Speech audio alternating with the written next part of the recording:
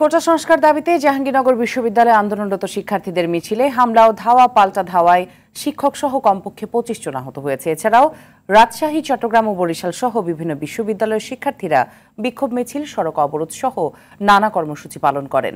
প্রতিনিধিদের তথ্যছবিতে বিস্তারিত ইমরুল কায়েসার রিপোর্টে। কোটা সংস্কার আন্দোলনে উত্তাপ ছড়াচ্ছে সারা দেশে। বিভিন্ন বিশ্ববিদ্যালয়ে ঘটছে হামলা, ধাওয়া পাল্টা ধাওয়ার ঘটনা। সোমবার সন্ধ্যা থেকেই উত্তাল জাহাঙ্গীরনগর বিশ্ববিদ্যালয় ক্যাম্পাস।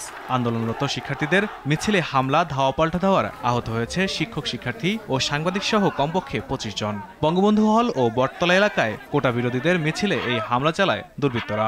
তারা সবাই আমাদেরকে হত্যা করার চেষ্টা করেছে, আমাদেরকে ওই কাদার মধ্যে মুখ ডুবিয়ে রেখেছে যাতে আমরা দম নিতে না পারি। এলো পাথারি লাঠি দিয়েছে, লাঠি দিয়ে বাড়ি দিয়েছে।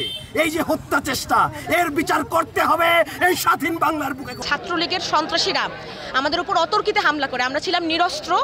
আমাদের উপর হামলা করার পরবর্তীতে তারা ছেলে মেয়ে নির্বিশেষে হকি স্টিক, বাঁশ এগুলো দিয়ে আমাদের গায়ে, মাথায়, কোমরে সব জায়গায় আঘাত করে এবং আমাদের সামনে সকলে রক্তাক্ত হয়। 20 থেকে 30 জনের তখন সময়ে প্রাথমিক অবস্থায় আহত হয়। তারপর আহত সংখ্যা ধীরে ধীরে পর্যায়ক্রমে ধাওয়া পাল্টা দেওয়ার মধ্যে আমাদের আহত সংখ্যা আরো বাড়ে। কোন রকম হামলা মামলা দিয়ে আমাদের ন্যায্য এবং যৌক্তিক আন্দোলনকে আমাদেরকে দাবা রাখতে পারবে না। এদিকে ঢাকা বিশ্ববিদ্যালয় ক্যাম্পাসে কোটা বিরোধী শিক্ষার্থীদের ওপর হামলার প্রতিবাদে কুয়াকাটা বরিশাল মহাসড়ক অবরোধ করে বরিশাল বিশ্ববিদ্যালয়ের শিক্ষার্থীরা।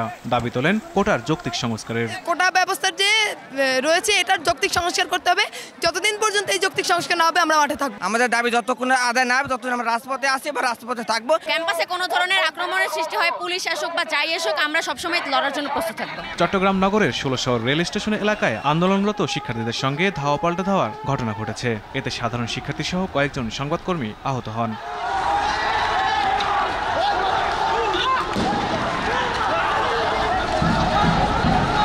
এছাড়াও সিলেট শাহজালাল বিজ্ঞান ও প্রযুক্তি বিশ্ববিদ্যালয়, রাজশাহী বিশ্ববিদ্যালয় ও কুমিল্লা বিশ্ববিদ্যালয় সহ বিভিন্ন বিশ্ববিদ্যালয়ের সাধারণ শিক্ষার্থীরা কোটা সংস্কারের দাবিতে বিক্ষোভ করেন।